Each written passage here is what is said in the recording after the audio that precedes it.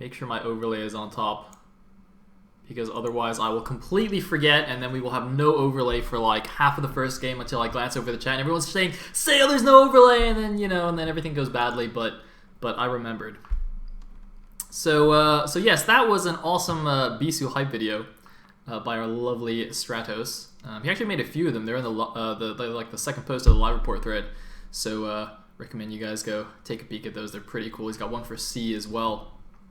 Because of course today is the day of the Group of Death here in the Fix SSL number 9 round of 32. It is the final group of the round of 32, Group H, and it has none other than Bisu himself, the woman toss, aka the revolutionist. And alongside him, of course, will be C, Jaehoon, and Ample. Now, C and Jaehoon, of course, very big names in their own right. Especially now in the SOSPA scene, C in particular, really coming into his own to a level that, maybe didn't quite reach when he was a pro gamer. I mean, don't get me wrong, he was a top-class pro gamer as well, but he had to contend with the likes of Flash and whatnot, so couldn't really be the dominant force per se. But he's here in the SOSPA scene, owning face, so it's very, very exciting. And Jaehoon, of course, everyone kind of knows. He's kind of got, I don't know, a bit of a bad rep, of course, for a few spectacular fails, but he is a very, very strong player. I always make fun of him, but, to be fair, he's very, very strong. And then, of course, last but not least, or actually, no, in this case, it is unfortunately last and least, we have Ample, who, I don't even know if he was ever actually a pro gamer. Maybe he was just like a B-teamer at one point or something. I'm not really sure, to be honest. But he's, a veritable amateur compared to these other three guys, so it's going to be pretty tough for him to make it out of this group. So we'll have to see what happens to him. Anyway, so a brief explanation also of what the current situation is. So apparently the very beginning of the VOD got cut off. So I have a nice 480p VOD starting from like a minute into the first game.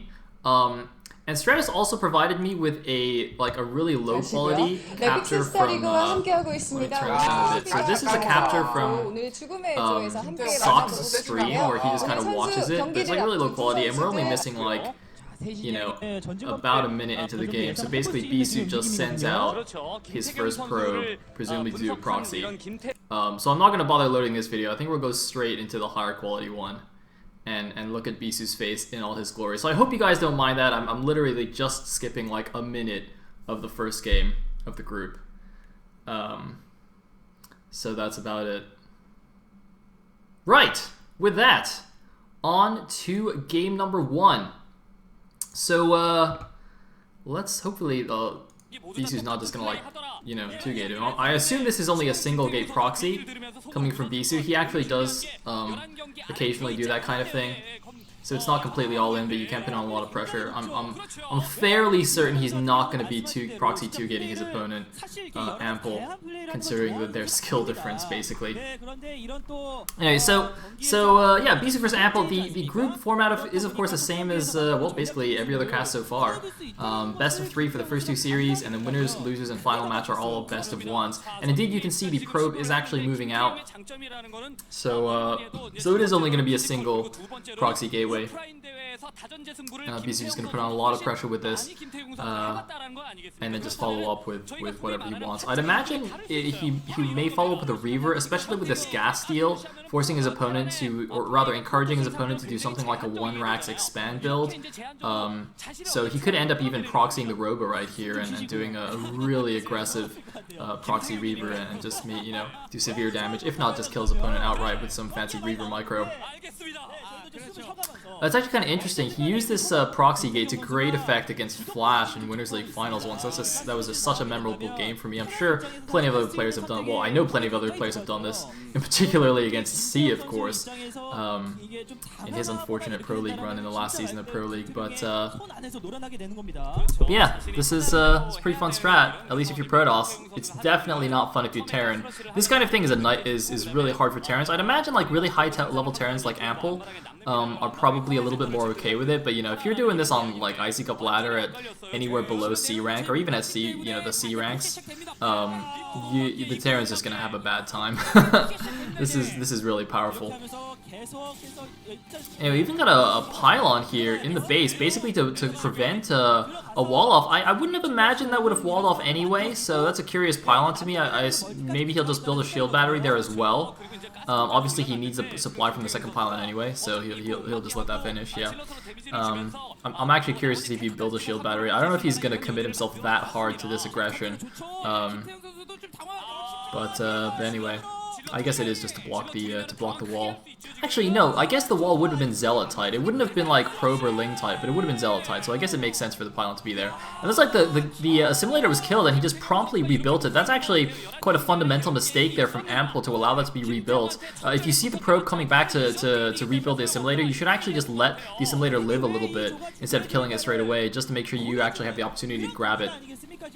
But, you know, to be fair, he's microing his Marines against 2 Zealots in his base, so couldn't really expect him to keep on top of everything like that, I suppose. He's, you know, and he's also doing a very good job of microing these Marines, or at least he was until... Oh, no, he slips through again! Wow, very, very nice. I gotta say, Ample... microing this very, very well. It's just unfortunate that the Zealots are just really, really strong. But it looks like one of the Zealots does finally fall. The probe is going to fall as well, and that's going to help significantly. But no, another Zealot is coming in here. Ample could actually just die outright to this one-gate proxy here. Oh man, that is very unfortunate. This is not designed to completely kill your opponent at all. Oh man, just a combination of the wall at the top of the ramp and just... Bisu's amazing control is going to pretty much end this game for Ample. It's actually interesting because had he built the barracks and depot closer to his command center, I think he would have had a better chance of living. Because he could have, you know, been closer to the SCVs and used them to help a little bit more, perhaps. And that's one of the reasons why you actually don't see Terrans wall in TVP very much nowadays. In fact, it's just not that useful, and it's actually better to have your SCVs close by to help out. It looks like Ample's finally at least gotten his gas, but you know, how far along is Bisu? Yeah, looks like the core is already done. The second gateway is actually almost done in the main base. No, you know, additional tech so far, but he doesn't really need it. Once he gets a goon in here, I mean, you know, there's no sign of a siege tank. Marines and Vultures will not handle even a single Dragoon. He's gonna have to really do some awesome SCV surrounds to survive.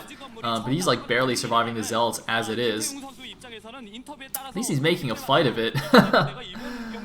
But, oh, he's got 2 more Marines there. He's just not paying attention. Oh, man. Looks like he killed one of the Zealots. And, oh, see, that goon is going to be the end of it. Actually, he doesn't even have a factory, so he wouldn't even have a Vulture. Oh, man, this is just bad news bears. I'm a little bit surprised he didn't bunker the top of the ramp, because I don't think there was any other way for him to survive. He's going to try and chase that goon away, just with the mass SEVs. He's actually just going to build a command center. I mean... Okay, here's the thing. If he just like played pure turtle, I want to live right now mode and build a bunker and all that jazz, he would lose in like 5 minutes anyway. So I guess he figures, you know, he should just build the command center now, because if he can't live here, he's not gonna live in 5 minutes anyway. So he might as well just build it. You know, try and micro his way out of this, and then he can actually maybe still be in the game. I mean, probably not, but you know, there's a chance.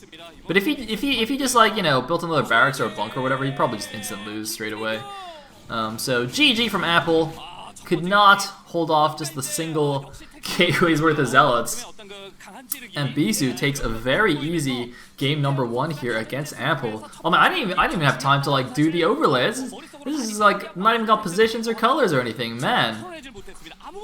Ah. Well, that's alright. I hope everyone knew who was who. Bisu, of course, very handsome Protoss, and Ample was the not handsome, not Protoss. Although I should be careful what I say, because I believe he does in fact have a girlfriend, and that was in fact the cause of his demise in a previous SSL. I believe SSL9, possibly SSL8, but I remember he was playing in a booth. He was in a group